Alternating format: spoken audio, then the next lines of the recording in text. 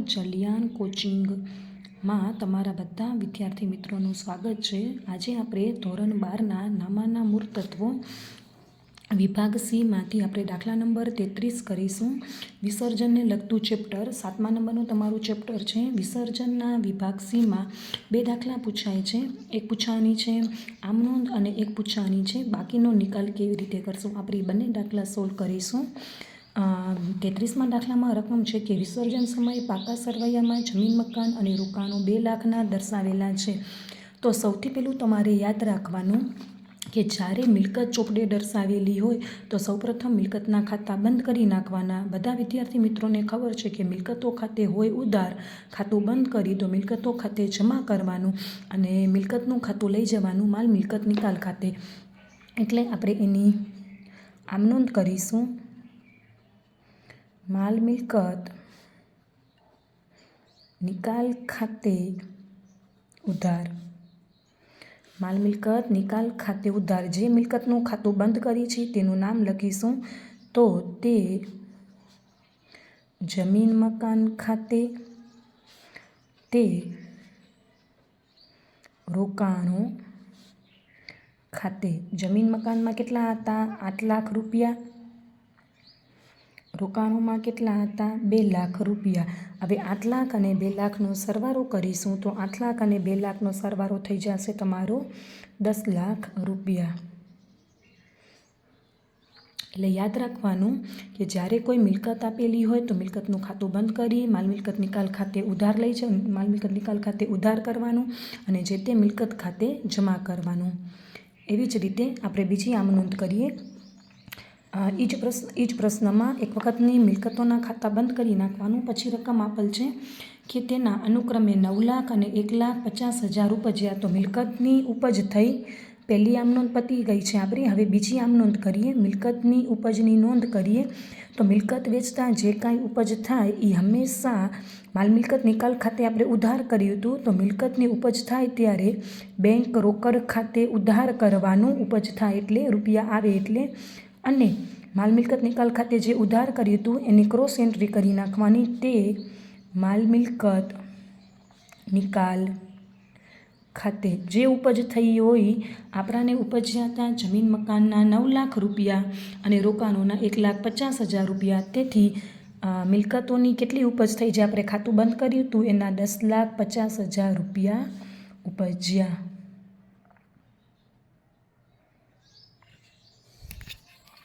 એટલે આની આખી આમનોંધ આવી રીતે થશે. જમીન મકાનનું ખાતું બંધ કરી જમીન મકાન અને રોકાણો ખાતે હોય જમા. તેથી જમીન મકાનનું ખાતું બંધ કરી મિલકતના ખાતે બંધ કરતાં જે અસર હોય એની વિરુદ્ધ અસર આપવાની અને માલ મિલકત નિકાલ ખાતે ઉધાર કરવાનું. એટલે માલ મિલકત નિકાલ ખાતે ઉધાર તે જમીન મકાન ખાતે 8 લાખ રૂપિયા અને તે રોકાણો ખાતે 2 લાખ રૂપિયા. એવી જ રીતે હવે મિલકતોના કેટલા રૂપિયા ઉપજ્યા હતા? તો જમીન મકાનના ઉપજ્યા હતા 9 લાખ અને રોકાણોના ઉપજ્યા હતા 1.5 લાખ રૂપિયા. તો એની આમનોંધ થશે રોકડ બેંક ખાતે ઉધાર. અગાઉની આમનોંધમાં આપણે માલ મિલકત નિકાલ ખાતે ઉધાર કર્યું હતું. તો હવે આપણે જમા કરશું તે માલ મિલકત નિકાલ ખાતે. 30મા દાખલામાં જ આપણે બીજી આમનોંધ કરીશું. દાખલામાં એમ કીધું છે કે ચોપડે પાઘડી દર્શાવેલ નથી. યાદ રાખવાનું કે જ્યારે કોઈ મિલકત ચોપડે દર્શાવેલી હોય તો સૌપ્રથમ તેનું ખાતું બંધ કરી નાખવાનું. એટલે કે મિલકત દર્શાવેલી હોય, ઉપરના દાખલામાં જેમ જમીન મકાન અને રોકાણો ચોપડે દર્શાવેલ હતા તેથી એનું ખાતું બંધ કરવા માટે જમીન મકાન ખાતે જમા કર્યું અને માલ મિલકત નિકાલ ખાતે ઉધાર કર્યું. પણ અહીં ચોપડે પાઘડી દર્શાવેલ જ નથી એટલે પહેલી આમનોંધ આપણે કરીશું નહીં. ઉપરના દાખલામાં કરી હતી એવી જ રીતે પર કીધું છે કે વિસર્જન સમયે તેના વેચાણના 30,000, 50,000 ઉપજ્યા. તો જે બીજા નંબરની આપણે ઉપરની આમનોંધ કરી હતી એવી જ રીતે પહેલી આમનોંધ નહીં કરીએ. ચોપડે દર્શાવેલી હોય તો મિલકતનું ખાતું બંધ કરવાનું. ચોપડે દર્શાવેલ ન હોય તો મિલકતનું ખાતું બંધ કરવાનું આવે જ નહીં. એટલે ડાયરેક્ટ એની આપણે ઉપજની આમનોંધ કરશું. ઉપજની આમનોંધ માટે બેંક ખાતે ઉધાર. બેંક ખાતે ઉધાર ઉપજ્યા એટલે આપણે ખાતું બંધ કર્યું હોત તો માલ મિલકત નિકાલ ખાતે આપણે ઉધાર કર્યું હોત. હવે ઉપજ્યા એટલે માલ મિલકત નિકાલ ખાતે જમા. જેટલા ઉપજ્યા હોય એટલા લખી નાખવાના. તો બેંક ખાતે ઉધાર 50,000 અને માલ મિલકત નિકાલ ખાતે પણ 50,000. એક વસ્તુ ચોક્કસ યાદ રાખવાની કે કોઈ મિલકત ચોપડે દર્શાવેલી હોય તો મિલકતનું ખાતું બંધ કરી માલ મિલકત નિકાલ ખાતે લઈ જવાનું, એટલે છે તે મિલકત ખાતે જમા કરવાનું અને માલ મિલકત નિકાલ ખાતે ઉધાર કરવાનું. એના પછી એની ઉપજની આમ નોંધ કરવાની. પણ જો ચોપડે કોઈ મિલકત દર્શાવેલી જ ન હોય, જેમાં દાખલામાં કીધું છે કે ચોપડે પાઘડી દર્શાવેલ નથી, તો પછી આપણે ખાતું બંધ કરવાનો પ્રશ્ન જ નથી આવતો. ડાયરેક્ટ ઉપજની આમ નોંધ કરવાની. ઉપજની આમ નોંધ કઈ રીતે કરવાની? તો બેંક ખાતે ઉધાર, મિલકત પાઘડી આપણી મિલકત છે એટલે માલ મિલકત નિકાલ ખાતે જમા કરી દેવાનું. એવી જ રીતે આપણે ત્રીજી આમ નોંધ કરશું કે આવકવેરાની જવાબદારી 30,000 ચૂકવવાની થઈ જે ચોપડે નોંધેલ નથી. મેં તમને શીખવાડ્યું એવી જ રીતે કે ચોપડે નોંધેલ ન હોય તો ખાતું બંધ કરવાની આમ નોંધ કરવાની જ નહીં. ખાલી આવકવેરાની જવાબદારી ચૂકવવાની થઈ. તો આવકવેરો આપણો ખર્ચ છે.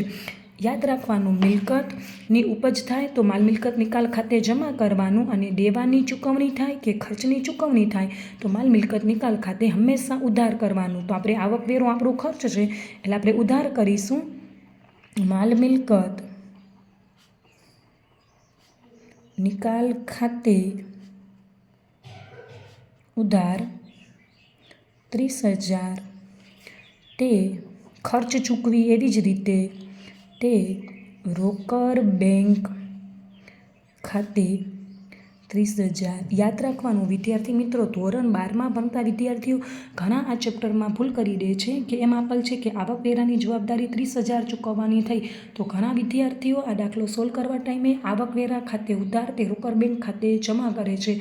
પણ યાદ રાખવાનું, જ્યારે પણ વિસર્જનના પ્રકરણના તમે દાખલા સોલ્વ કરતા હોય ત્યારે હંમેશા યાદ રાખવાનું, મિલકતોના ખાતા બંધ કરી માલ મિલકત નિકાલ ખાતે લઈ જવાના. એટલે મિલકતો ખાતે હોય ઉધાર, ખાતું બંધ કરો તો મિલકતો ખાતે જમા કરવાનું અને માલ મિલકત નિકાલ ખાતે ઉધાર કરવાનું.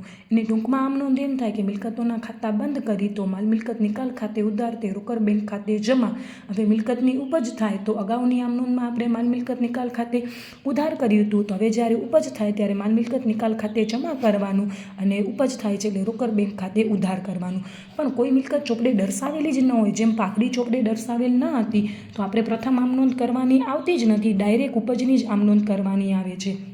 એવી જ રીતે કોઈ ખર્ચ કે દેવું ચૂકવવાનું થાય. ધારો કે કોઈ ખર્ચ કે દેવું ચોપડે દર્શાવેલું હોય, કોઈ ખર્ચ કે દેવું ચોપડે દર્શાવેલું હોય તો એનું ખાતું બંધ કરવાનું.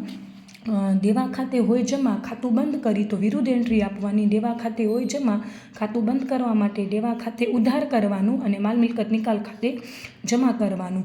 પછી દેવાની ચૂકવણી કરવામાં આવે તો માલ મિલકત નિકાલ ખાતે આપણે જમા કર્યું હતું, તો હવે માલ મિલકત નિકાલ ખાતે ઉધાર કરવાનું અને રોકડ બેંક ખાતે જમા કરવાનું. આપણે અહીંયા આવકવેરાની જવાબદારી 30,000 ચૂકવવાની થઈ જે ચોપડે નોંધલ નથી. ચોપડે નોંધલ જ નથી તો ડાયરેક્ટ આપણે ચૂકવણી કરશું. ચૂકવણી કરી તો તમને ખબર છે ને, આમાંના નિયમ પ્રમાણે કોઈ પણ ખર્ચ ખાતે ઉધાર કરવાનું. હવે વિસર્જનના ચેપ્ટરમાં ખર્ચનું નામ આવે જ નહીં, માલ મિલકત નિકાલ ખાતું જ આવે. તો માલ મિલકત નિકાલ ખાતે ઉધાર તે રોકડ બેંક ખાતે 30,000 રૂપિયા.